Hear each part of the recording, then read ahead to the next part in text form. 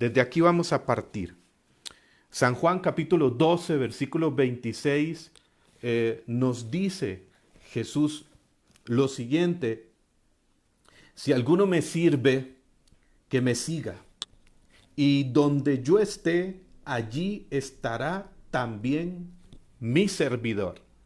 Si alguno me sirve, mi Padre lo honrará. Fíjense y atención a estas palabras de Jesús. Repito, San Juan 12, 26. Si alguno me sirve, que me siga, y donde yo esté, allí estará también mi servidor. Uno puede estar sirviendo a Jesús sin estar siguiendo a Jesús. ¿Escucharon bien eso? Uno puede estar sirviendo a Jesús sin estar siguiendo a Jesús.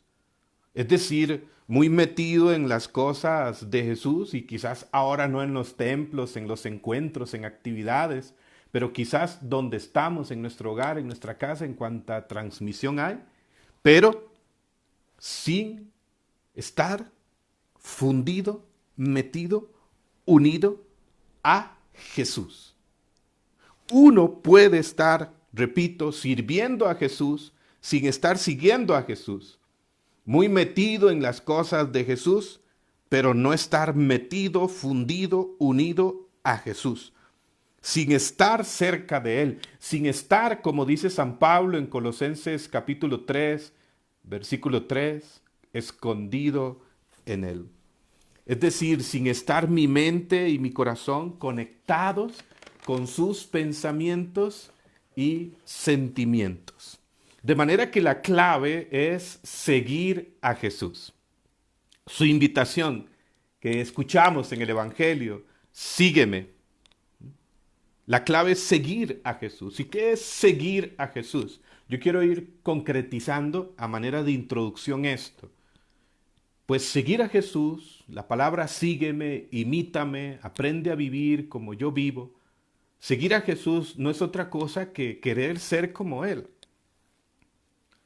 Más que incluso hacer cosas por Él, que no es que está mal, pero nuestro primer llamado es ser en Él, antes incluso que hacer cosas por Él y para Él.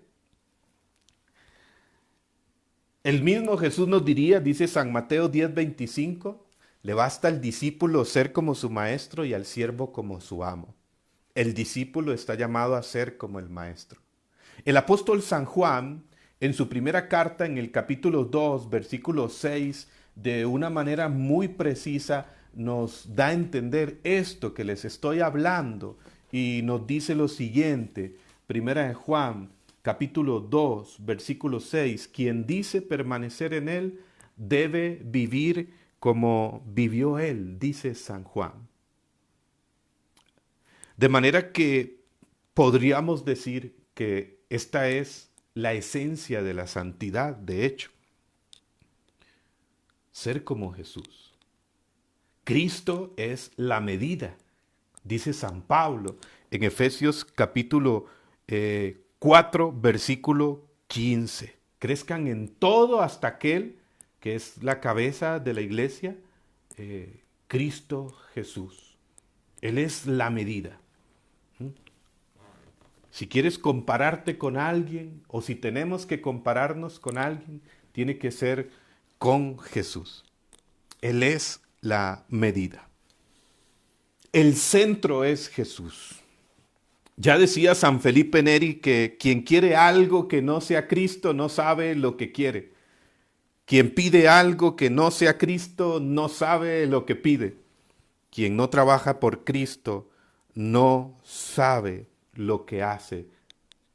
Decía este gran santo, San Felipe Neri.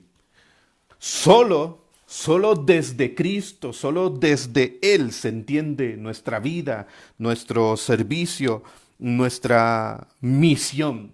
Nos dice el Papa Francisco en una hermosa exhortación que yo les invito a buscar: alégrense y regocíjense sobre el llamado a la santidad en el mundo actual. Y precisamente en el numeral 20 nos dice que solo desde Cristo se entiende nuestra vida y nuestra misión. Solo desde Él. Solo desde Él. Él es el centro. Ser como Jesús. Pues alguno dirá que parece imposible no ser como Él. Pero esto es algo que Jesús mismo hace en nosotros, con la fuerza de la gracia, con la fuerza del Espíritu Santo. Fíjense lo que dice esta exhortación también en el numeral 18. El resucitado comparte su vida poderosa con nuestras frágiles vidas. Su amor no tiene límites y una vez dado nunca se echó atrás. Él no se echa atrás contigo ni conmigo nunca. Su amor es incondicional y permanece siempre fiel. Cristo comparte su propia vida resucitada con nosotros. De esta manera, nuestras vidas demuestran su poder en acción, incluso en medio de la debilidad. Es Jesús mismo quien lo hace, quien lo puede hacer en nosotros por la fuerza del Espíritu Santo.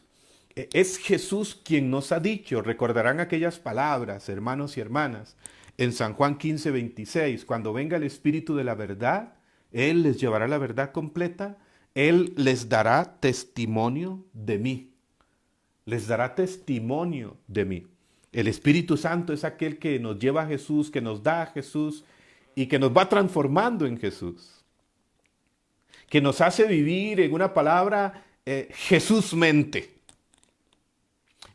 Esa es la vida en el Espíritu, algo de lo que hablamos en la renovación carismática católica mucho y que es para toda la iglesia. La vida en el Espíritu, una de sus premisas fundamentales es que la vida en el Espíritu es Jesús viviendo en nosotros y nosotros viviendo como Jesús. Esa es la acción esencial del Espíritu Santo santificador, santificarnos, llevarnos a Jesús, darnos a Jesús e irnos transformando en Jesús. Nos hace vivir Jesús mente, como les decía hace un momento. San Pablo habla en Romanos capítulo 8, ustedes lo pueden leer, sobre el hombre espiritual, el hombre carnal, y Pablo lo resume en esto. Quien no tiene el Espíritu de Cristo no pertenece a Cristo, dice en Romanos 8, 9. Y San Pablo nos lleva a esta síntesis de lo que es ser, pues, el hombre espiritual, el ser espiritual, Cristo en nosotros, nosotros en Jesús. Tener la mente y los sentimientos de Jesús. Cuando San Pablo habla de el hombre espiritual, guiado por el Espíritu, conducido por el Espíritu, movido por el Espíritu, dice en 1 Corintios, capítulo 2, versículos 14 al 16, ahí en esos versículos nos habla algo muy importante y nos dice en el versículo 16 que el hombre espiritual, guiado por el Espíritu, conducido por el Espíritu, movido por el Espíritu, es aquel que tiene la mente de Cristo. Ahí San Pablo nos dice, y nosotros tenemos la mente de Cristo. Es el proceso de conversión del que habla también en Romanos capítulo 12, versículo 2. Transfórmense mediante la renovación de su mente, de sus pensamientos, de manera que puedan comprender lo bueno, lo agradable, lo perfecto de la voluntad de Dios. Pablo nos habla también de que es necesario revestirse de Cristo. En Romanos 13, 14, Pablo precisamente nos dice, despójense de las obras de la carne, de los deseos de la carne, es decir, contrarios a Dios y revístanse de Jesucristo. Pablo nos habla de que la conversión, este proceso, consiste en irse revistiendo de Cristo. Ir por la acción del Espíritu Santo, teniendo la mentalidad de Jesús, el sentir de Jesús, que se va a hacer evidente en nuestras palabras y en nuestras acciones. Porque como Jesús mismo ha dicho en Lucas 6:45, de lo que abunda en el corazón habla la boca. Y porque el apóstol San Juan también nos habla en 1 Juan 3:18, no amemos solo de palabra, sino con obras y según la verdad. Pablo nos habla de revestirse de Jesús. Esto es un proceso. La conversión sabemos que es un proceso hasta el final de nuestros días. Este proceso lo explica en Colosenses capítulo 3, versículos 9 y 10. Y en Colosenses capítulo 3, versículos 9 y 10 nos dice San Pablo: despójense del hombre viejo con sus obras y revístanse del hombre nuevo que se va renovando hasta alcanzar, ojo, un conocimiento perfecto según la imagen de Jesús, a imagen de Jesús. Es un itinerario. Se trata entonces de revestirse de su pensar, de su sentir, de su querer en nosotros. Lo cual implica de nuestra parte, y aquí viene esta palabra, un kenosis. Esta palabra kenosis, un vaciamiento. Porque quien no se vacía de aquello de lo cual está lleno o se siente lleno, pues no será lleno de lo nuevo que Dios quiere darle. Lo cual implica un despojamiento, porque quien se aferra a lo que tiene no recibirá lo que le falta. Lo cual implica un abajamiento, porque como dice Santiago 4:6, Dios resiste al soberbio, pero da su gracia a los humildes.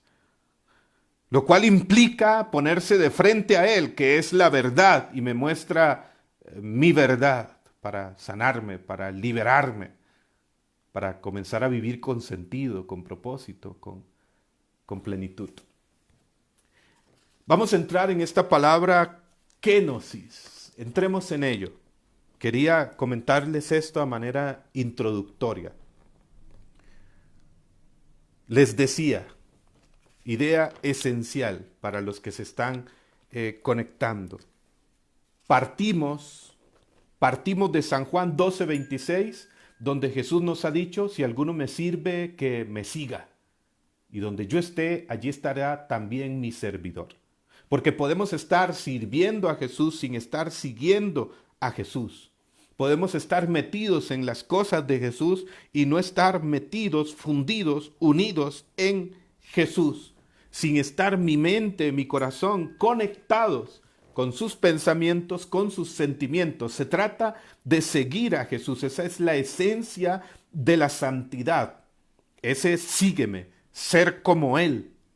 Y quien permanece en Él, dice 1 Juan 2:6, pues la evidencia es, 1 Juan 2:6, quien dice permanecer en Él, vive como vivió Él. Esta es la esencia de la santidad, ser como Jesús. Cristo es la medida, Cristo es el centro. Solo desde Él se entiende nuestra misión, nuestra vida. Y ser como Jesús, que pareciera algo imposible, algo inalcanzable para nosotros, quizás lo podemos ver y sentir así, pero es algo que Él hace en nosotros, porque es gracia. Algo que Él hace en ti y en mí, pecadores. Sobreabundar su gracia, como dice Pablo en Romanos 5:20, allí donde abundó el pecado. Y les leía el numeral 18 de la exhortación Gaudete Exultate, donde nos dice: el resucitado comparte su vida poderosa con nuestras frágiles vidas. Su amor no tiene límites y Él nunca se echa atrás contigo ni conmigo. Es incondicional y permanece siempre fiel. Y Jesús, Cristo, comparte su propia vida resucitada con nosotros, de manera que nuestras vidas demuestran su poder en acción, incluso en medio de la debilidad humana, en medio de nuestras debilidades. Cristo lo hace en nosotros. Él nos transforma en Él por la fuerza del Espíritu Santo. Esto es lo que hace el Espíritu Santo. Según San Juan 15:26, cuando venga el Espíritu de la verdad, Él les dará testimonio de mí, dijo Jesús. Es decir, Él les llevará a mí. El Espíritu Santo es aquel que nos lleva a Jesús, que nos da a Jesús, que nos va transformando en Jesús. Es su acción santificadora por excelencia. Él es aquel que encarnó a Jesús en el vientre de María Santísima. Él es aquel que lo hace presente en el altar, en cada Eucaristía, transformando el pan y el vino en el cuerpo y la sangre de Jesús. El Espíritu Santo es aquel que nos lleva a Jesús, que nos da a Jesús y que nos va transformando, nos va revistiendo de Jesús. Nos hace vivir Jesús mente. Eso es la vida en el Espíritu. La vida en el Espíritu es Jesús viviendo en nosotros, nosotros viviendo como Jesús, mostrando a Jesús.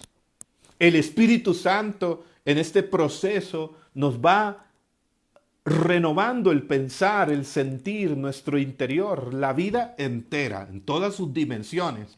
Porque lo espiritual no es meramente prácticas piadosas y estar metido en el templo y en actividades, no, es la vida entera. Si no, no hemos comprendido nada.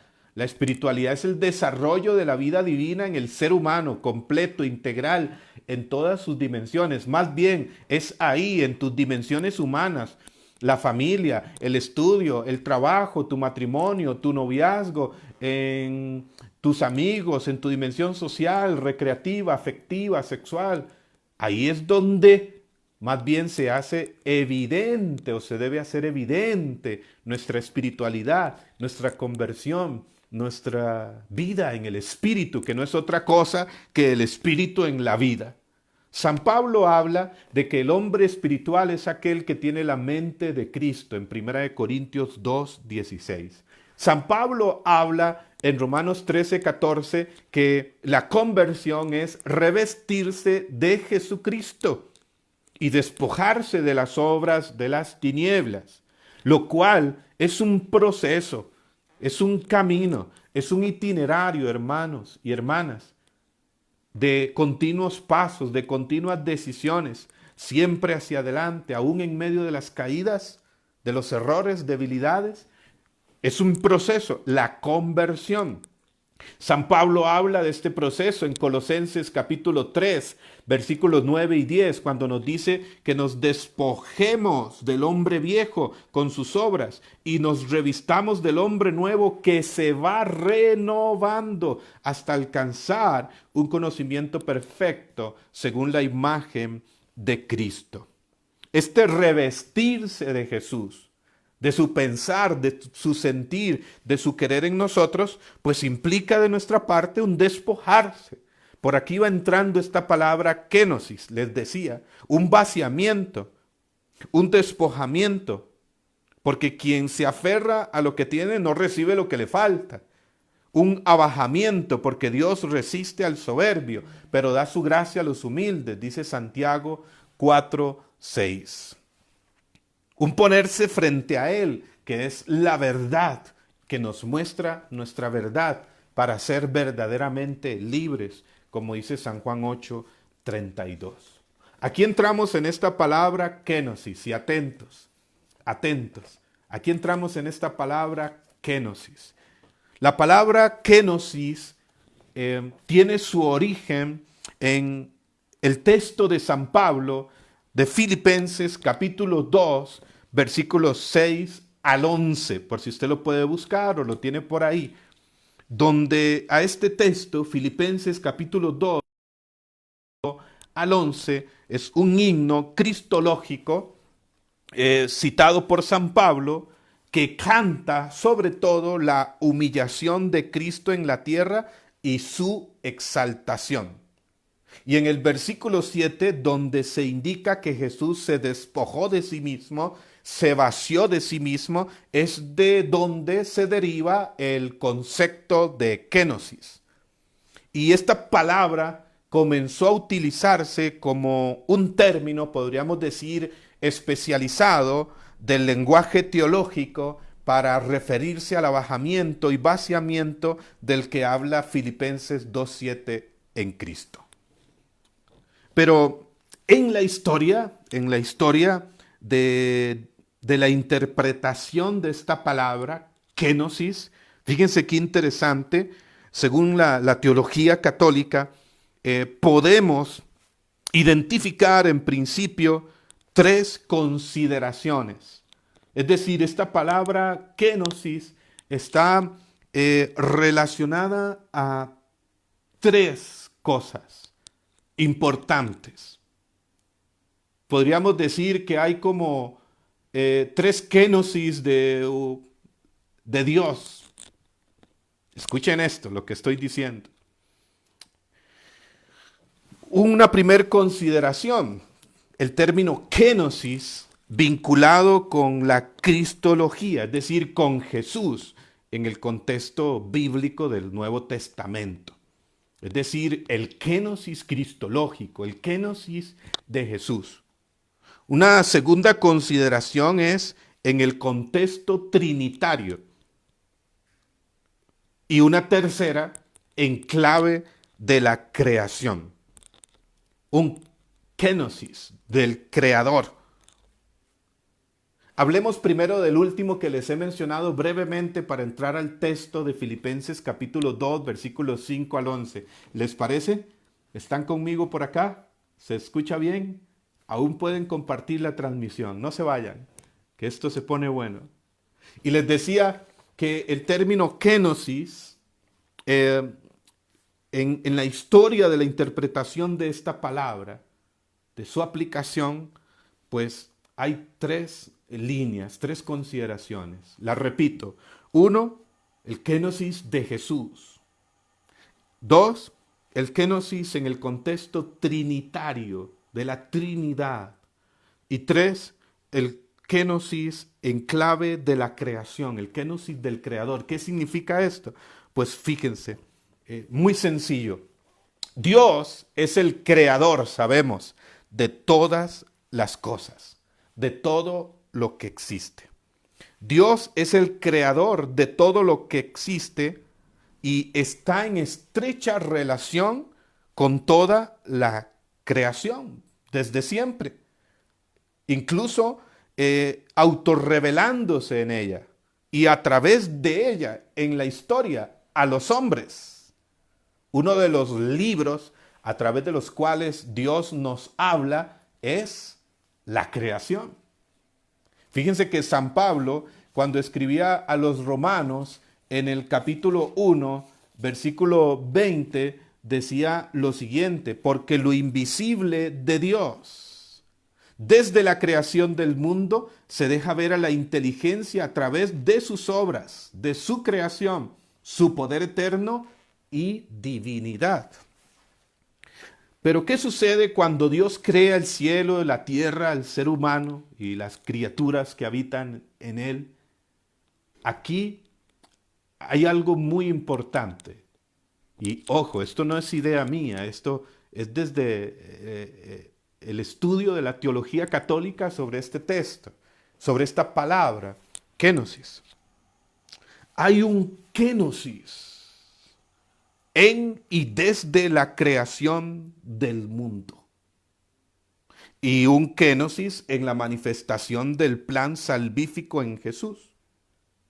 En la creación, de alguna manera, Dios como creador hace un kenosis. ¿En qué sentido? Al crear Dios, permite que existan los seres, la naturaleza. Y sabemos que Dios a la misma naturaleza la ha creado con unas leyes, con una armonía perfecta.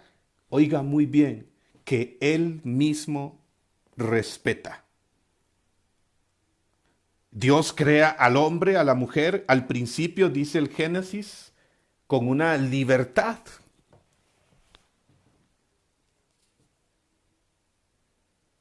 Y cuando Dios crea todas las cosas, de alguna manera, al crear todas las cosas, como que Dios mismo se autolimita con la creación. Es decir, la creación viene a existir en el espacio originado por el Kénosis, creador de Dios, donde Él es el creador de todas las cosas, Él está en todo lo creado, pero en lo que ha creado en el cielo y en la tierra, Dios de alguna manera le da lo que llamamos una autonomía de la realidad. Es decir, Dios crea todas las cosas y Dios está en todas las cosas. Pero Dios no maneja todas las cosas ni nos maneja a nosotros como si fuéramos títeres, por así decirlo.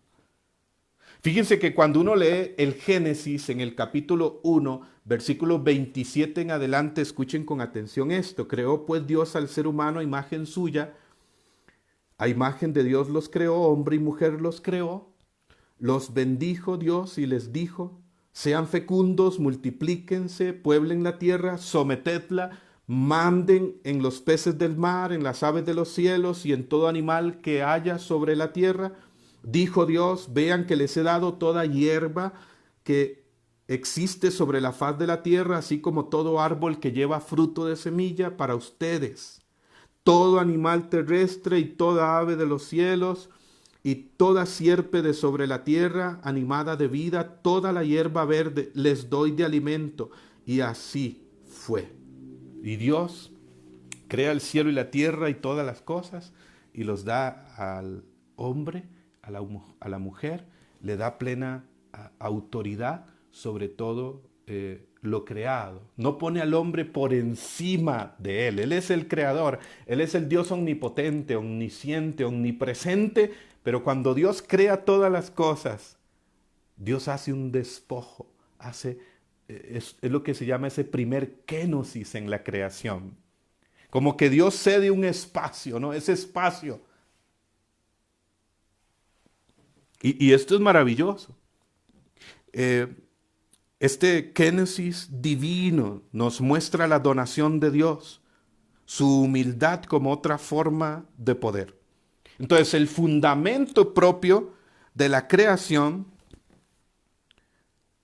entiende el abajamiento y humilde autodespojamiento de Dios. Dios, siendo Dios desde antes que toda creación exista, mostró su amor, su poder, su humildad en el kénosis creacional. En el kénosis creacional. No sé si me doy a entender, ¿sí estoy siendo claro? Una segunda consideración en cuanto a la palabra kénosis que enseña la teología católica es en el contexto trinitario. Y atención a esto. Según este presupuesto, la encarnación de la segunda persona de la Santísima Trinidad, Jesús, ha sucedido desde lo íntimo del Dios trino y uno. Sabemos que Dios es amor, dice 1 Juan 4:8. Y San Agustín, reflexionando sobre esto, decía que el Padre es aquel que ama, el Hijo es el amado del Padre y el Espíritu Santo, el amor entre el Padre y el Hijo. Hay uno que ama, el Padre, hay uno que es el amado del Padre, el Hijo. Hay uno que es el amor mismo entre el Padre y el Hijo, el Espíritu Santo. Y esa es la comunión íntima, el movimiento interior de la Santísima Trinidad. Dios es amor. Por eso decía San Juan Pablo II también que Dios no es una soledad infinita. Y hay el kenosis que se llama trinitario. Es decir, en la encarnación de Jesús se da una donación de cada una de las tres personas divinas en su obrar ad intra, es decir, interno, interior, por lo cual no sería algo solo de Cristo, sino que esta autoentrega no es exclusiva, oigan bien, del amor del Hijo, sino de la naturaleza de la Trinidad. Y quiero leerles esto. Esta autoentrega, despojamiento, no es exclusiva del amor del Hijo, sino de la naturaleza de la Trinidad. En la eterna Trinidad es naturaleza esencial que el Hijo obedezca al Padre en un acto de donación y que el Padre se done al Hijo en perfecto amor. Y así el Hijo, por encarnarse, continúa su donación y es obediente al Padre hasta la muerte en la cruz, por lo cual el Hijo continúa su donación en la tierra como lo hace en el cielo, conservando en el tiempo y eternidad su condición y obrar divino. Por lo tanto, las relaciones divinas ad intra, es decir, en lo profundo de esa comunión entre Dios Padre, Hijo y Espíritu Santo, se desbordan en el mundo, se desbordan en la creación, se desbordan en la humanidad. No sé si me di a entender. Explico aún más. La palabra kenosis, que es la segunda consideración, la segunda interpretación que se ha visto a lo largo de la historia de este concepto, es que hay un kenosis trinitario. Es decir, en la encarnación de Jesús, sobre todo en la plenitud de los tiempos, hay también en ese acto redentor una donación del Padre, del Espíritu Santo. Pensemos, por ejemplo, en el bautismo de Jesús en el capítulo 1 de San Juan, cuando Jesús es bautizado por Juan el Bautista. Ya conocemos el texto, el contexto, ¿no? En aquel bautismo que era un signo de conversión, de arrepentimiento, y Jesús, en un acto de humildad extremo, pues se deja bautizar por Juan el Bautista, y recuerden que el cielo se abre y se escucha la voz del Padre que dice: este es mi Hijo amado, en quien me complazco. Y Juan tiene esta visión donde ve el Espíritu Santo descender y posarse sobre Jesús en forma de paloma. Ese kenosis de la Trinidad. Dios total, Padre, Hijo, Espíritu Santo, donándose. Y entonces Dios se muestra en Jesús. Y en Jesús tenemos todos acceso al Padre en el Espíritu, por la acción del Espíritu, dice Efesios 2:18. Fíjense que si la misma Trinidad, esto es tan grande que cuesta explicarlo incluso. La misma Trinidad ha tenido un kenosis que, fíjense lo que dice Primera de Corintios, capítulo 2, versículo 10, y quiero leerlo. Primera de Corintios, capítulo 2, versículo 10. Escuchen con atención esta palabra, porque a nosotros nos lo reveló Dios. ¿Qué nos reveló Dios? Lo que ni ojo ha visto, ni oído ha escuchado, ni a corazón de hombre alguno ha llegado. Es lo que Dios ha preparado para los que le aman. Y sigue diciendo San Pablo: y a nosotros nos lo reveló Dios por medio del Espíritu. Y el Espíritu todo lo sondea hasta las profundidades de Dios. 1 Corintios 2:10. No sé si captamos lo que dice ahí ese texto. El Espíritu, que viene a revelarnos la verdad y todas las cosas, Dice, el Espíritu que sondea las profundidades de Dios. Y ese es el Espíritu que habita en ti y en mí, que habita en nosotros. Dios se ha despojado totalmente, ha tenido un kenosis, la Trinidad, el Padre, el Espíritu Santo, en Jesús, que nos ha metido dentro de Él. Tenemos el Espíritu que sondea hasta las profundidades de Dios. Hemos sido metidos dentro de Dios. Hechos hijos en el Hijo. Dirá la Escritura, revestidos de la naturaleza divina. Dirá Efesios 2:19 San Pablo, familiares de Dios. Dios total se donó, se despojó, se autovació. Esto es lo que se llama el kenosis trinitario. La kenosis trinitaria, la kenosis creacional, el kenosis del Dios creador, el kenosis trinitario. Ahora vayamos por el tiempo al kenosis de Jesús, al kenosis cristológico, que esencialmente se da en la encarnación, se centra en el acto de la encarnación. Como dice San Juan 1:14, ¿no? Y la palabra que existía desde el principio, desde antes de todas las cosas y por medio de la cual fueron creadas todas las cosas, y la palabra se hizo carne y habitó entre nosotros. San Juan 1:14. Él se hizo semejante en todo a nosotros, dice Hebreos 4:15, en todo menos en el pecado.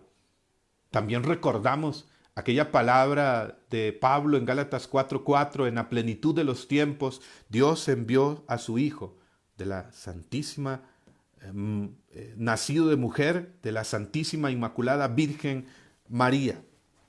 Entonces, en la encarnación, por el poder del Espíritu Santo, en el seno virginal de María, en Jesús, Dios se hace accesible. Jesús es Dios mismo en el acto de darse, en ese acontecimiento de la encarnación. Y en la encarnación, Jesús no abandona su naturaleza divina ni su identidad de Hijo de Dios. En la encarnación, en ese acto, en ese kenosis, Jesús sí hay una autorrenuncia, autovaciamiento de sus privilegios, de sus prerrogativas como Hijo de Dios. Y entonces experimenta el ser hombre. Y el Dios trascendente, omnipresente, omnipotente, omnisciente, se hace condescendiente a todos nosotros. Es decir, la sabiduría eterna en palabras humanas, el verbo eterno que toma la carne del ser humano, que se hace uno con nosotros. Este término se hace condescendiente. Es un término que explica muy bien la Constitución Dei Verbum, en el numeral 13 del Concilio Vaticano II. En una palabra es el Todopoderoso que se hace el todo próximo, el todo cercano a cada uno de nosotros. El kenosis se refiere entonces a ese autovaciamiento de Jesús, a ese despojamiento.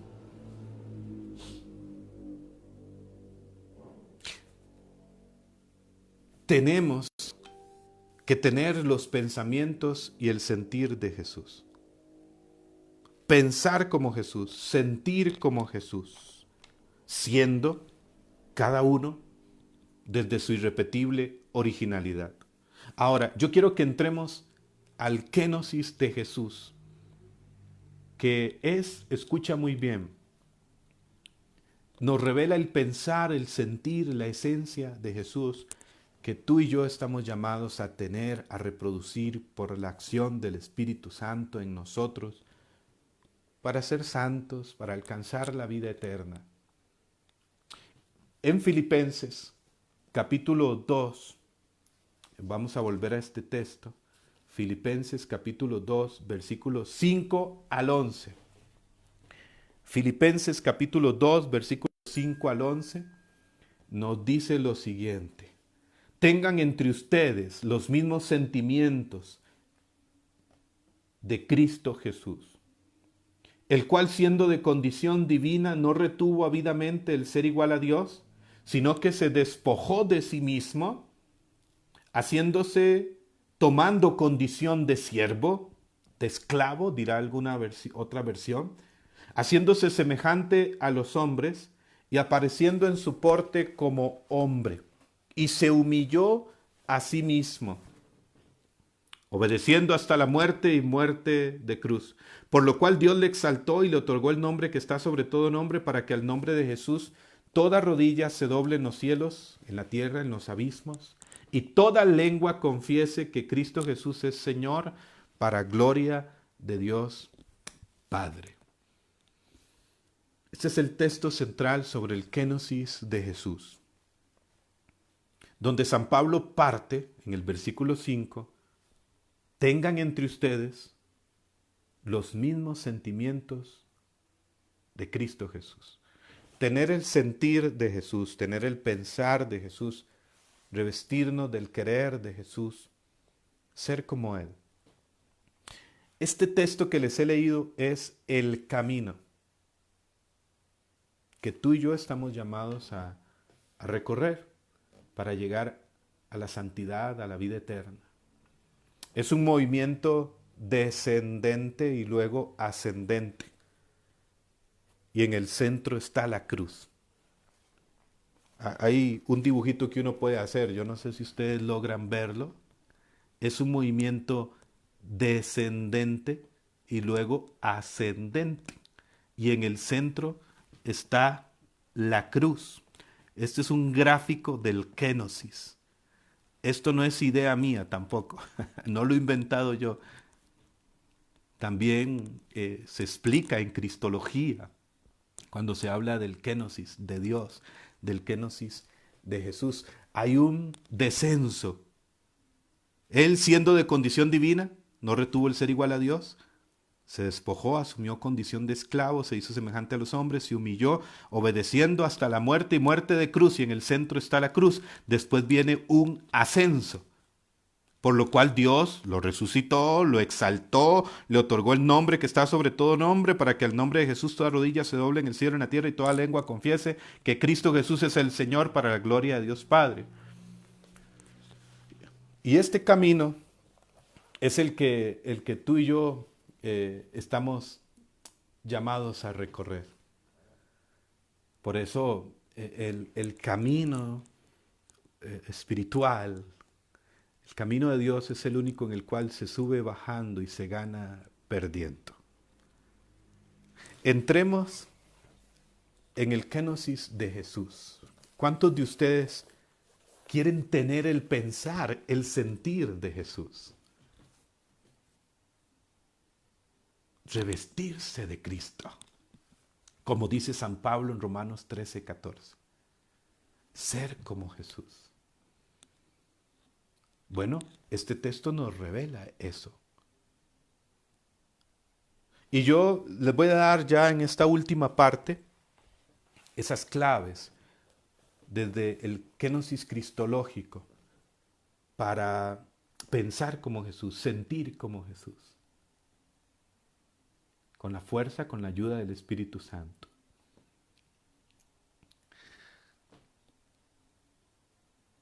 Aquí nos revela cómo piensa Jesús, cómo siente Jesús, cuál es la esencia de Jesús. En una palabra, la personalidad de Jesús.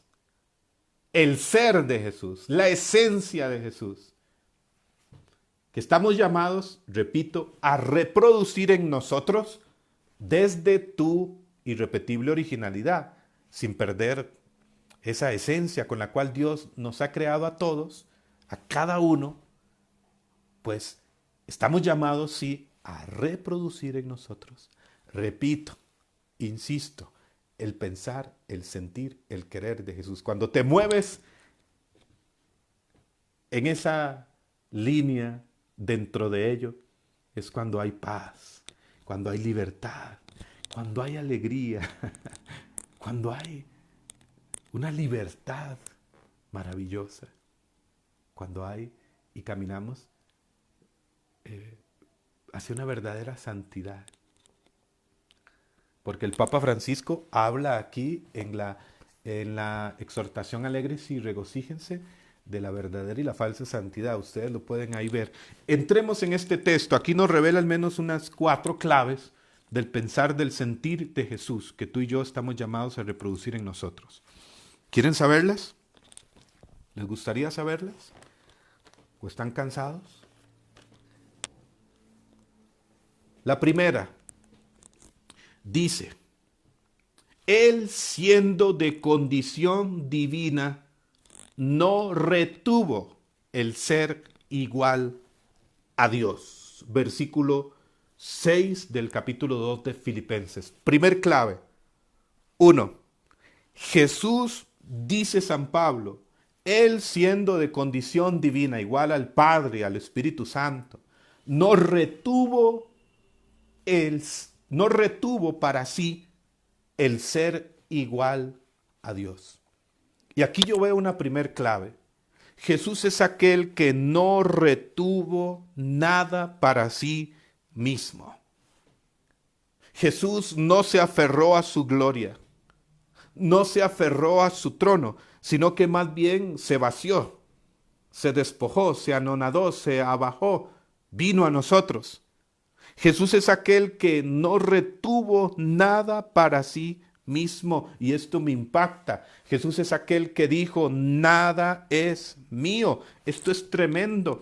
Esto nos habla de esa pobreza que Cristo asume. Por eso dice San Pablo en 2 de Corintios, capítulo 8, versículo 9, que Él siendo rico se hizo pobre para enriquecernos con su pobreza.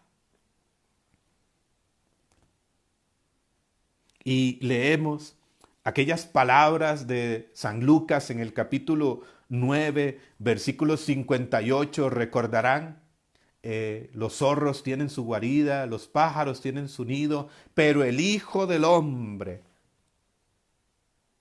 aquel por medio de cual y para quien han sido hechas todas las cosas, no tiene ni dónde reclinar su cabeza. La pobreza de Jesús. Una pobreza que va más allá de lo material, sino que es una pobreza de corazón, de espíritu. Jesús es aquel que no retuvo nada para sí mismo. ¿Sabe cuál es la primer clave aquí, hermanos y hermanas? Si queremos pensar como Jesús, sentir como Jesús, ser como Jesús, la primer clave es: nada es mío, nada es mío, nada me pertenece. Jesús lo dio todo. Recordarán el Jueves Santo, aquella lectura en el capítulo 13 de San Juan, habiendo amado los suyos, los amó hasta el extremo, dice San Juan en el capítulo 13, versículo 1 en adelante, y Jesús le dijo a los discípulos, subo a mi Padre, que también es vuestro Padre. Fíjense qué detalle. Subo a mi reino, que también es vuestro reino. Jesús no retuvo nada para sí mismo.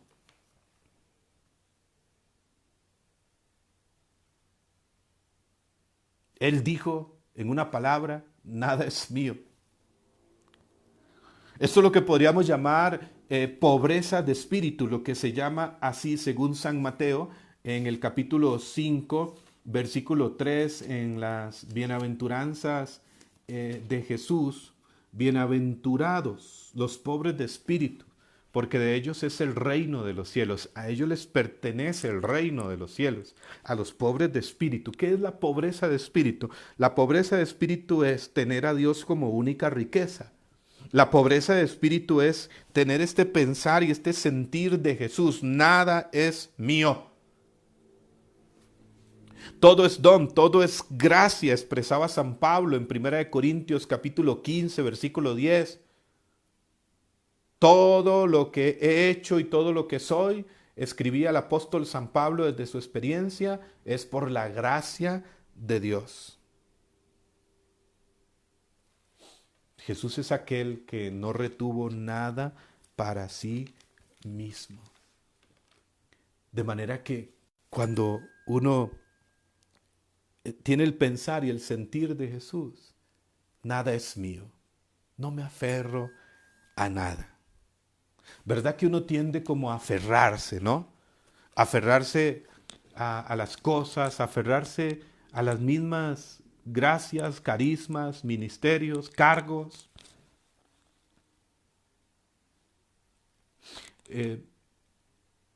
Recuerdo el testimonio de una historia que me contaba un amigo predicador. En España estaba en una misión en una parroquia de España con un amigo sacerdote, era el párroco, y este sacerdote contaba que un día va a orar a, a la parroquia, al templo parroquial, el templo está vacío, entra el sacerdote al templo de su parroquia, se arrodilla en una de las primeras bancas para orar a Jesús, y mientras está concentrado en su oración, siente que alguien le toca el hombro. Era una señora de su parroquia, y cuando le toca el hombro y le dice: Padre, ese es mi lugar, ese es mi lugar, ahí yo oro siempre. Y el padre vuelve a ver todo el templo y el templo vacío. El padre, en un acto de humildad, cuenta la historia, pues le cedió el lugar a la señora. Está bien, hermana, aquí está su lugar.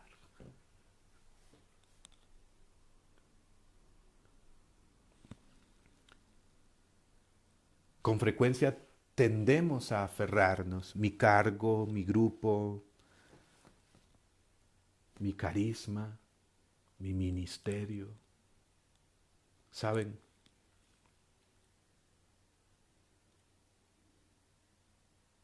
Yo creo que era San Francisco de Asís, que es maravilloso en esto. Decía: tengo poco y lo poco que tengo lo necesito poco. Es decir, no es que está mal tener cosas, lograr cosas en la vida. No, no es que está mal los cargos, los grupos, los ministerios, para nada. Aquí estamos hablando de asumir el pensar y el sentir de Jesús. Jesús es aquel que no retuvo nada para sí mismo. Pobreza de espíritu. Nada es mío. 2. Dice la palabra en Filipenses, seguimos en el capítulo 2, en el versículo 7, se despojó de sí mismo tomando condición de siervo. Se despojó de sí mismo tomando condición de siervo. Se anonadó, se abajó, se vació para darse, para servir. En algunas versiones indicará tomando la condición de esclavo. Y aquí hay una segunda palabra muy importante dentro de la mentalidad de Jesús, dentro del pensar y sentir y la esencia de Jesús. Es la palabra siervo, es la palabra servicio, servidor. Esta es su definición por excelencia. Él mismo se la aplicó Asimismo, dice San Marcos en el capítulo 10, versículo 44 y 45, yo estoy en medio de ustedes como el que sirve. He venido a dar mi vida como rescate de muchos. Jesús es el servidor por excelencia. Yo doy mi vida. Nadie me la quita. Yo la doy, dijo en San Juan 10, 18.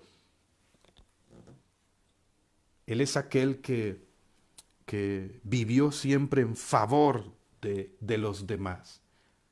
Lo que llamamos proexistencia, ¿no? Jesús vivió, existió a favor totalmente del otro, de todos los demás, de la humanidad entera. Jesús es el servidor. Y servir es despojarse, es vaciarse, es renunciar a mi interés, a mi egoísmo, a mi comodidad, a mi orgullo, a mi avaricia, a mi codicia. Cuando uno se mueve dentro del pensar y sentir de Jesús, uno tiene claro esto. Soy servidor. Es mi esencia, servir. Ser servidor. Nuestra definición es servidores. El servicio no es algo que se hace meramente, no es hacer muchas cosas, es algo que se es. No es una vida con estilo, es un estilo de vida. La vida sirve si se sirve. Vivir es servir, servir es vivir. Pablo así lo dijo. ¿Y quiénes somos nosotros? ¿Quién es Apolo? ¿Quién es Cefas? ¿Quién es Pablo? Dijo en 1 Corintios 3:5, somos simples servidores por medio de los cuales ustedes han creído. A mí lo que me define y me da plenitud en la vida es que soy servidor. Servir, servir.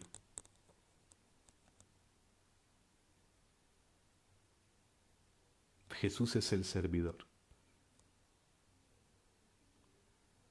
Tercero, voy tercero por el tiempo un poco más concreto. Dice, se despojó de sí mismo asumiendo condición de siervo, haciéndose semejante a los hombres y apareciendo en su porte como hombre, asumiendo semejanza humana. Y aquí hay algo importante en el pensar, en el sentir, en la misión de Jesús. Jesús es aquel que asumió semejanza humana, es decir, se hizo no solamente el Dios con nosotros, sino como nosotros, en todo menos en el pecado. Lo expliqué anteriormente cuando hablaba de la encarnación. Él asumió nuestra naturaleza humana para dignificarla, para restaurarla, para plenificarla.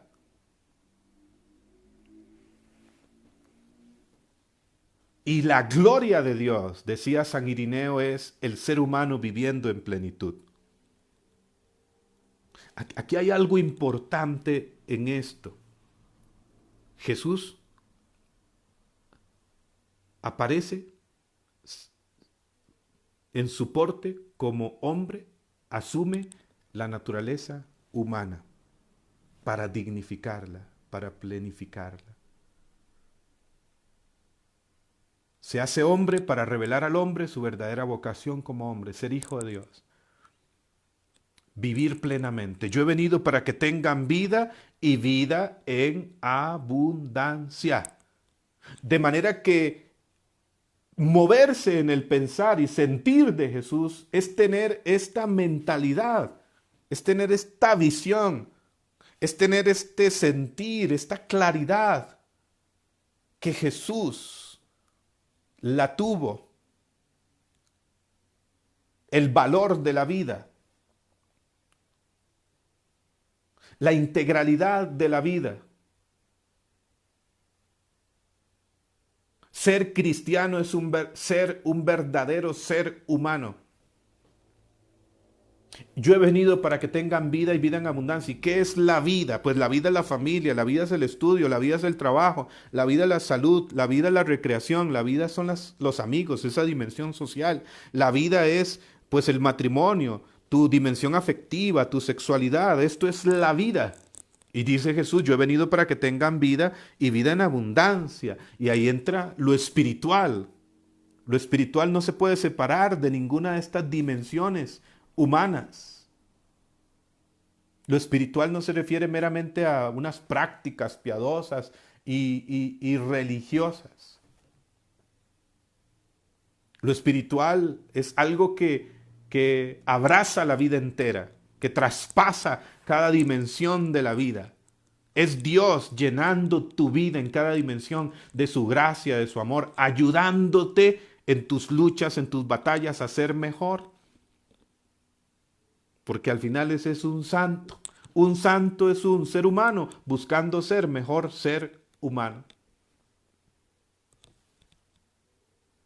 El Papa Francisco en la Gaudete Exsultate, en el numeral 23, dice, necesitas concebir la totalidad de tu vida como una misión. La totalidad de tu vida. Jesús, en la encarnación, Él es aquel que lo leemos, lo vemos en el Evangelio. Vemos la pedagogía de Jesús. Jesús es el que busca, el que acoge, el que atiende, el que valora, el que anuncia y forma. Estos 6 verbos son importantes. Jesús es el que busca, busca al enfermo, busca al rechazado, busca al que se siente lejos, al pecador, busca a todos, acoge, atiende, valora y anuncia y forma.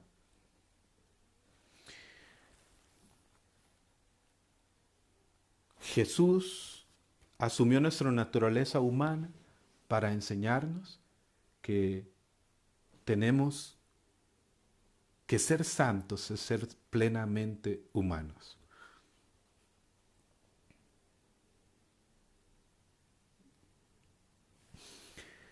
Hay que ser espiritualmente encarnados y encarnadamente espirituales.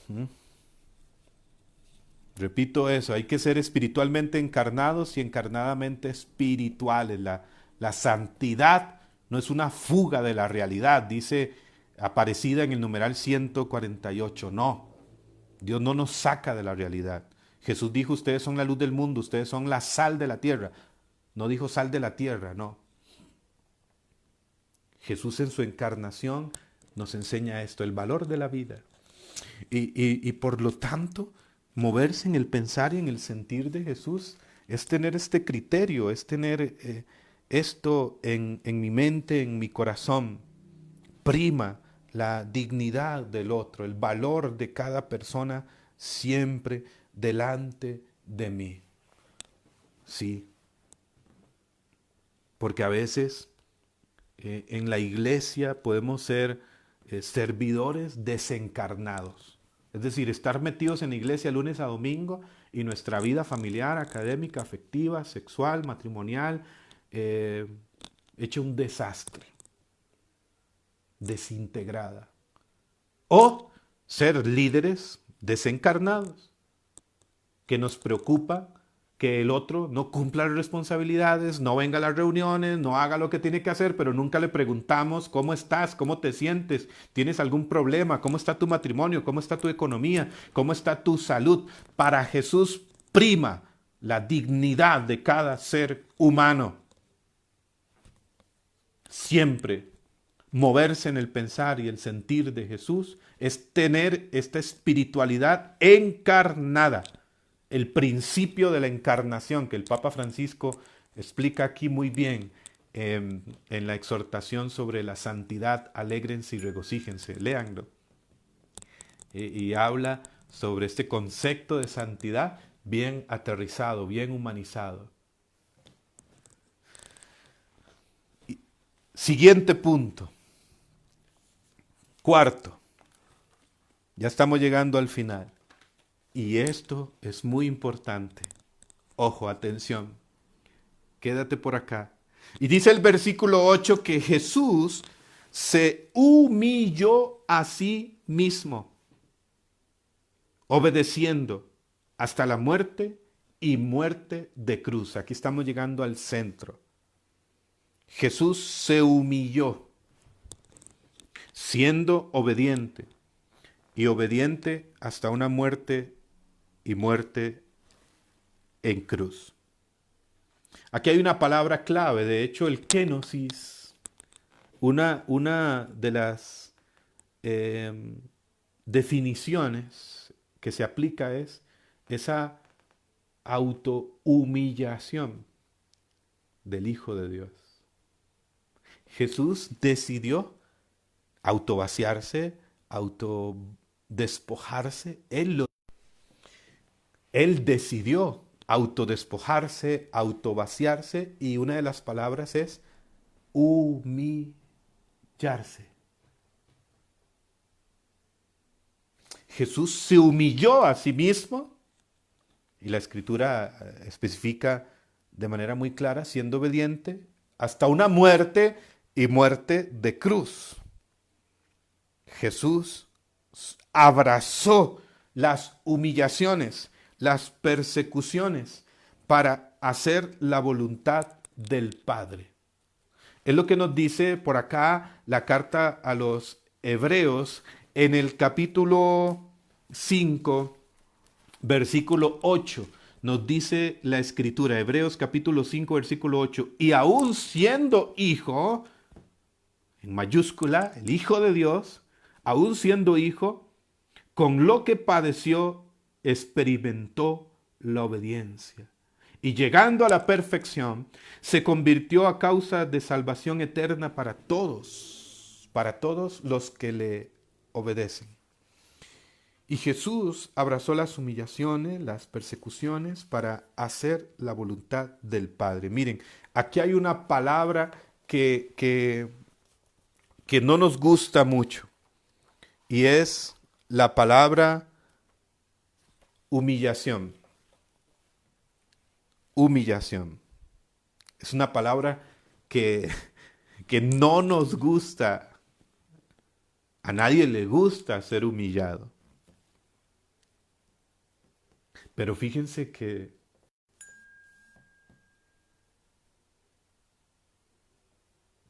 el kenosis de Jesús implica se humilló a sí mismo.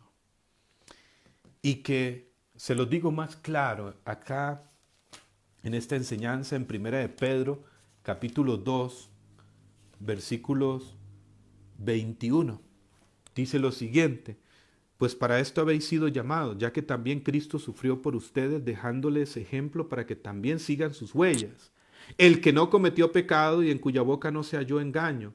El que al ser insultado no respondía con insultos, al padecer no amenazaba, sino que guardaba silencio y se ponía en manos de aquel que juzga con justicia.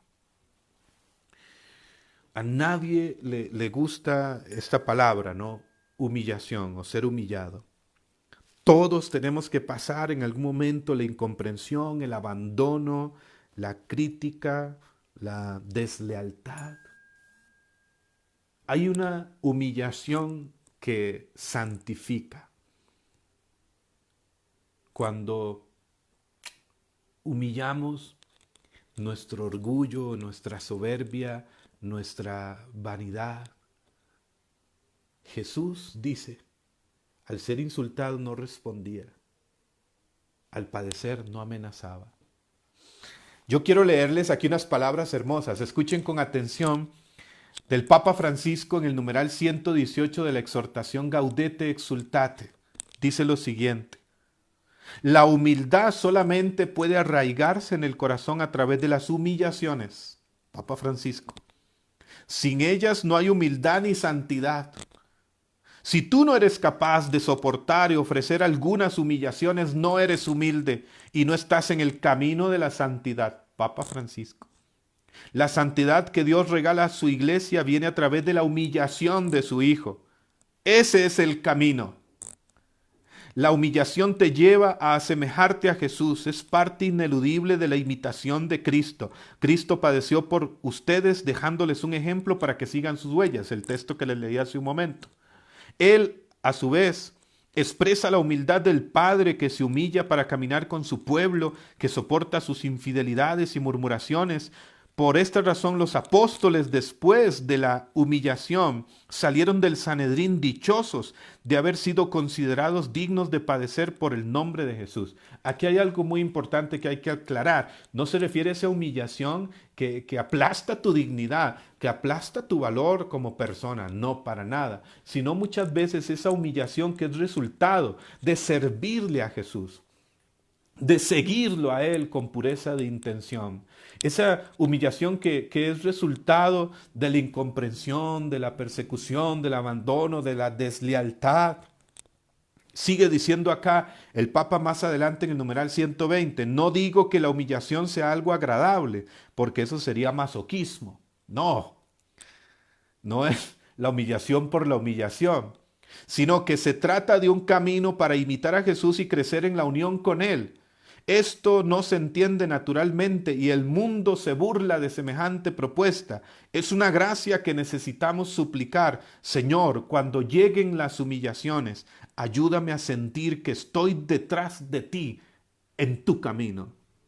Así como tú te humillaste a ti mismo, siendo obediente al Padre hasta una muerte en cruz. Y aquí entra una palabra importante, que es la palabra obediencia. Si algo humilla nuestro orgullo, si algo humilla nuestro egoísmo, si en algo nos autohumillamos y podemos crecer a imitación de Cristo, en ese kénosis, en la humildad y en la santidad, es en la obediencia. ¿Sí o no?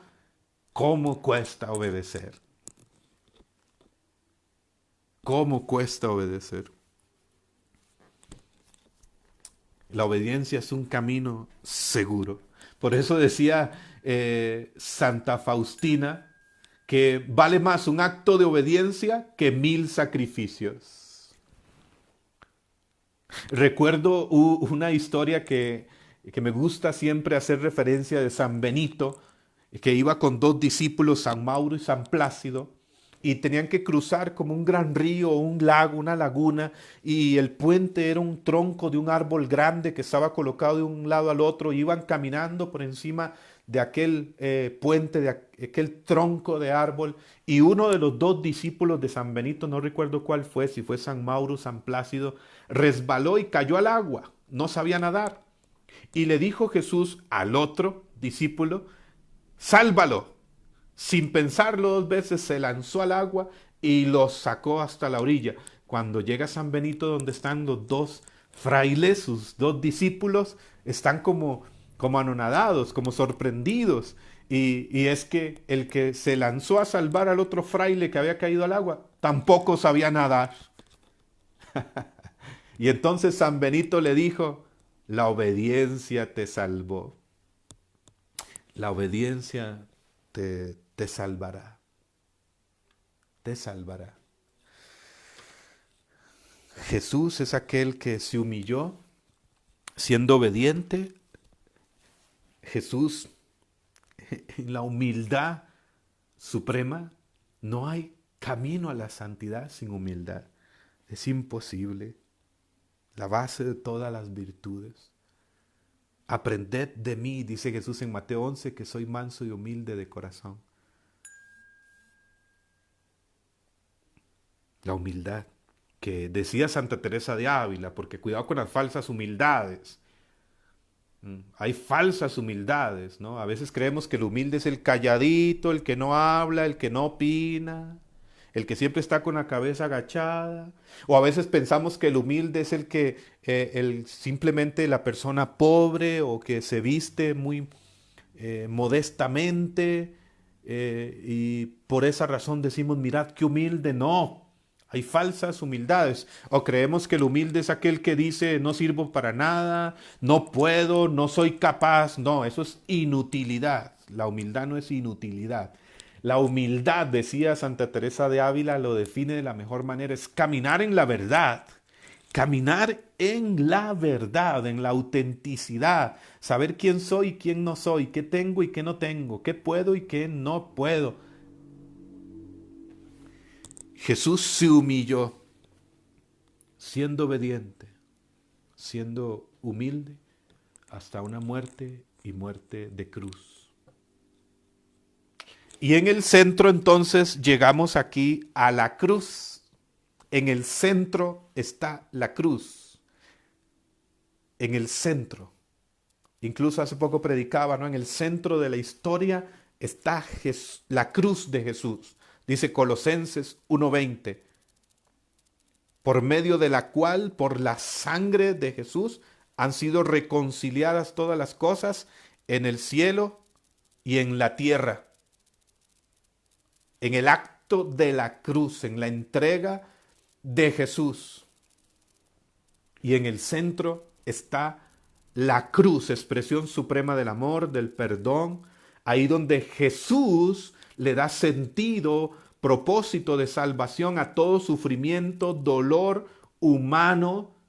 Ya la cruz no es maldición, sino bendición, no es condenación, sino es salvación.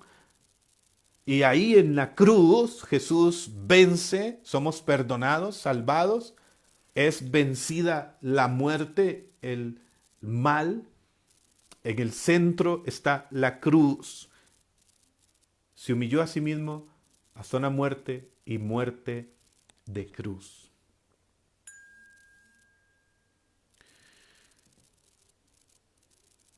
Y llegar a morir. Y a partir de ahí, por eso decía San Pablo en Filipenses 1:21, para mí el vivir es Cristo y el morir una ganancia.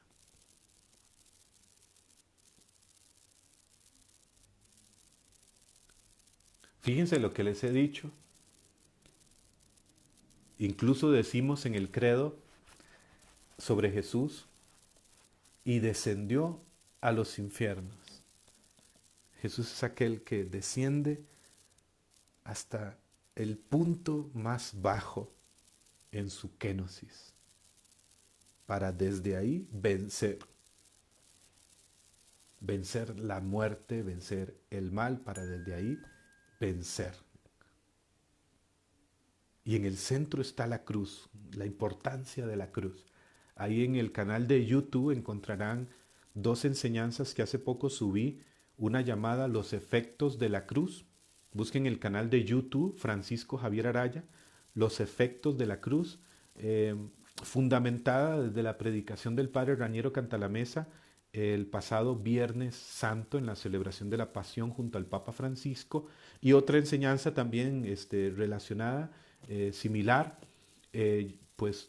llamada Frente a la Cruz de Jesús. Ahí podrán profundizar este aspecto de la cruz de Jesús, central, porque el mismo crucificado es el mismo resucitado. ¿Y qué pasó después? Viene, pues así termina el texto, dice la palabra, así termina este texto de Filipenses capítulo 2, versículos 5 al 11, y dice el versículo 9, por lo cual Dios le exaltó y le otorgó el nombre que está sobre todo nombre, para que al nombre de Jesús toda rodilla se doble en los cielos, en la tierra, en los abismos, y toda lengua confiese que Jesús es el Señor, para gloria de Dios Padre. Para gloria de Dios Padre. Y Jesús es exaltado, Jesús es glorificado, Jesús es puesto sobre todas las cosas. Todo poder se me ha sido dado en el cielo y en la tierra, Mateo 28:18, y es constituido Señor. Y toda lengua confiese que Jesús es el Señor. ¿Qué significa que Jesús es el Señor? Que es el dueño absoluto de todas las cosas. Como dice San Pablo en Romanos capítulo 14, versículos 7 y 8, si vivimos para el Señor vivimos, si morimos para el Señor morimos. Así pues, ya vivamos o ya muramos, del Señor somos, pues Él murió y resucitó para ser Señor de vivos y muertos. O dice también San Pablo en 2 Corintios 5:15, porque Él murió y resucitó para que los que vivan, tú y yo, no vivan para sí mismos, sino para aquel que murió y resucitó por ellos. Jesús es constituido Señor. Él es el centro de toda la creación, el primero en todo. Su primacía, que también habla San Pablo en otro himno cristológico bellísimo. Léanlo en Colosenses capítulo 1, versículo 15 al 20. Y me encanta cómo termina San Pablo. Para gloria de Dios Padre. La vida de Jesús, y aquí viene la última claridad, la quinta de este camino del kénosis. Para gloria de Dios Padre. Jesús siempre buscó la gloria del Padre. Dijo en San Juan 5:41, yo no busco mi propia gloria, no busco la gloria de los hombres. Siempre buscó la gloria del Padre. Su vida siempre fue la gloria de Dios, la gloria de su Padre. Moverse en el pensar y sentir de Jesús, ¿sabe qué es? Buscar siempre su gloria. 1 Corintios 10:31. Ya coman, ya beban. Todo lo que hagan, háganlo para la gloria de Dios. San Ignacio de Loyola solía decir eso siempre, era como su estandarte. En todo lo que hacía, en todo lo que emprendía, en todo lo que decía, San Ignacio de Loyola decía, para la mayor gloria de Dios. Ese tiene que ser nuestro mover, nuestra intención. Fíjense lo que les he dicho. Jesús no retuvo nada para sí mismo. Se hizo servidor. Se encarnó, asumió nuestra naturaleza humana, se hizo semejante en todo a nosotros, cercano, condescendiente. Se humilló, siendo obediente hasta una muerte de cruz. Y el Padre lo exaltó, le dio el nombre que está sobre todo nombre, para que toda lengua confiese que Él es el Señor, para gloria de Dios Padre. Para gloria de Dios Padre. Siempre el fin de Jesús fue la gloria del Padre. Qué hermoso, ¿no? Este es el kénosis de Jesús, este es el camino. Yo sé que la enseñanza es extensa, ¿sí o no? Fíjense, esta enseñanza ha sido larga, pero este es el camino. Yo les enseñé aquí el dibujo, el gráfico del kénosis. Como ven aquí, Jesús no retuvo el ser igual a Dios. Y ven una primera palabra aquí que dice pobreza. No retuvo nada para sí mismo. Asumió la condición de siervo, se hizo servidor. Apareciendo en su porte como hombre, se hizo semejante en todo a nosotros. El principio de la encarnación. El valor de la vida. Y se humilló a sí mismo, obedeciendo hasta la muerte y muerte en cruz, y en el centro la cruz. Dios lo exaltó, viene el movimiento ascendente, le dio el nombre que está sobre todo nombre, para que ante Él toda rodilla se doble en el cielo y en la tierra, y toda lengua confiese que Jesús es el Señor, para gloria de Dios Padre. Ese es el camino.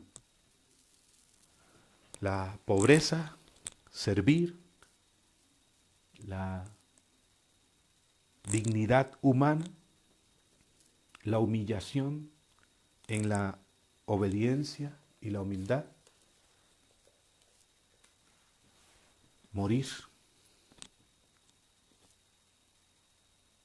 en Él totalmente, abrazando su cruz para llegar a la gloria. Ese es el camino. Bendito sea Jesús. Yo quisiera que escucháramos este canto. Cierra tus ojos un momento. Cierra tus ojos un momento y ora con este canto. Ora con este canto.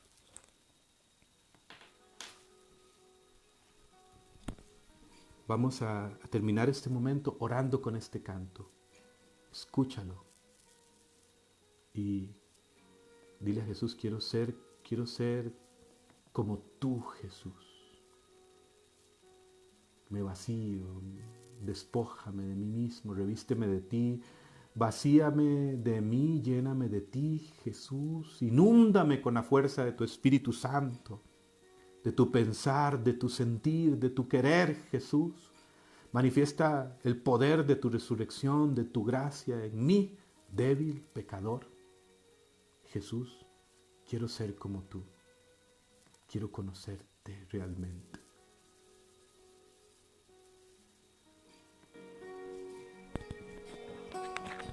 Escucha este canto, ora con este canto.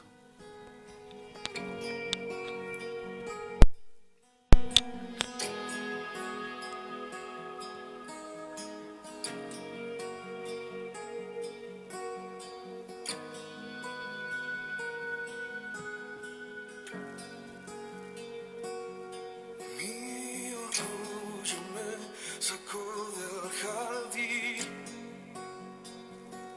Su humildad puso el jardín en mí. Si vendiera todo lo que tengo a cambio de su amor, yo fallaría.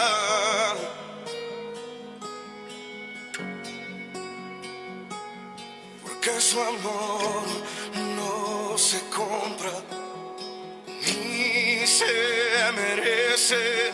Su amor es un regalo, de gracia se recibe. Quiero conocer a Jesús. Quiero conocer a Jesús. Quiero conocer a Jesús. Quiero conocer a Jesús. Mi orgullo me sacó del jardín. Su humildad puso el jardín en mí. Si vendiera todo lo que tengo a cambio de su amor, yo fallaría.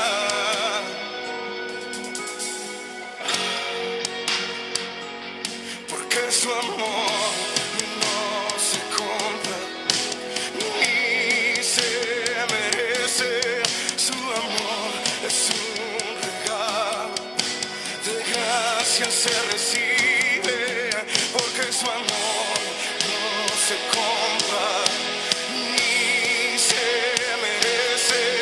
Su amor es un regalo, de gracia se recibe.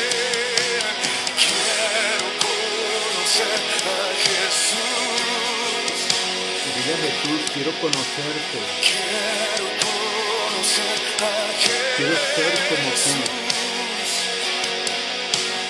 Quiero conocer a Dile a Jesús, lléname de ti, de lo que viene de ti. Quiero conocer a Y vacíame de mí mismo.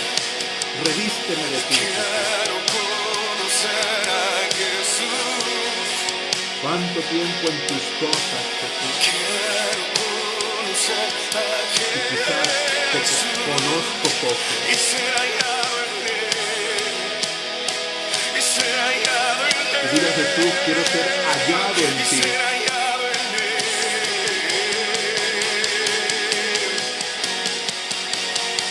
Y ser hallado en él.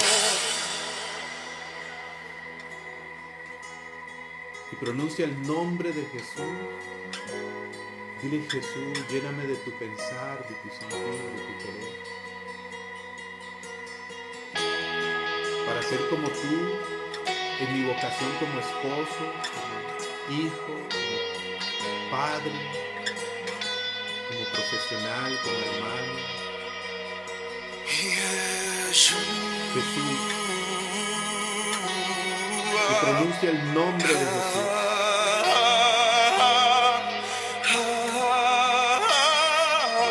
Dile, Yeshua, Jesús.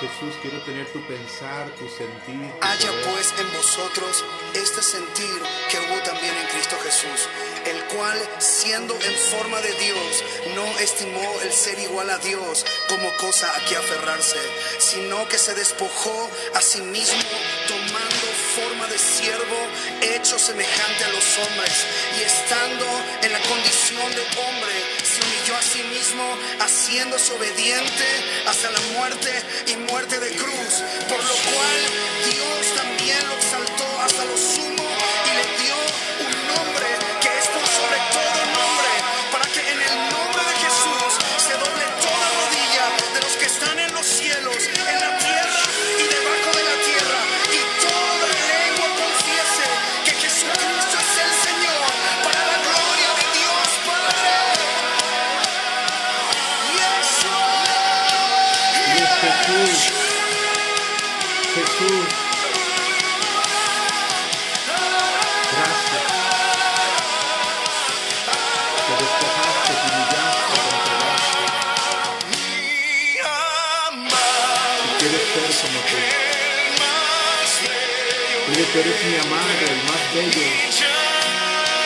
Mi amado es el más bello entre millares. Solo Jesús basta. amado es el más bello entre millares y millares. Mi amado es el más bello entre millares y millares. Mi amado es el más bello entre millares y millares. Tú eres el más bello, Mi Jesús. preferido, Mi mi preferido, predilecto, mi preferido, predilecto, mi mi todo. predilecto, Jesús, Jesús, mi preferido, mi predilecto, mi preferido, mi predilecto, Jesús. Y dile a Jesús, tú eres mi preferido, mi predilecto.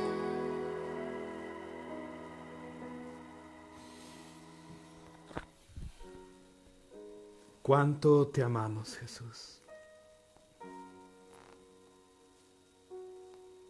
Y recuerden aquellas palabras, hermanos y hermanas, con las que iniciamos hoy esta predicación, este momento de enseñanza de San Juan 12:26.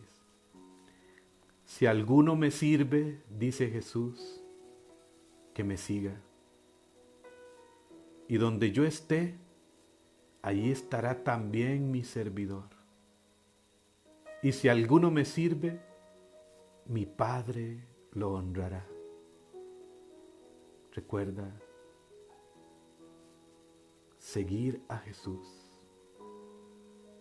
estar con Él, para ser como Él, que se despojó, que no retuvo nada para sí mismo, que asumió la condición de siervo, de servidor, que se hizo semejante en todo a los hombres, menos en el pecado, que valoró cada ser humano que tuvo delante de sí. Siempre vio un hijo de Dios en todos, que se humilló siendo obediente hasta una muerte y muerte de cruz. Y dile a Jesús, Jesús, que tu gloria sea mi cruz. Como el apóstol San Pablo te digo, que mi gloria sea tu cruz. Dios me libre de gloriarme, si no es en la cruz de mi Señor Jesucristo, dice en Gálatas 6:14.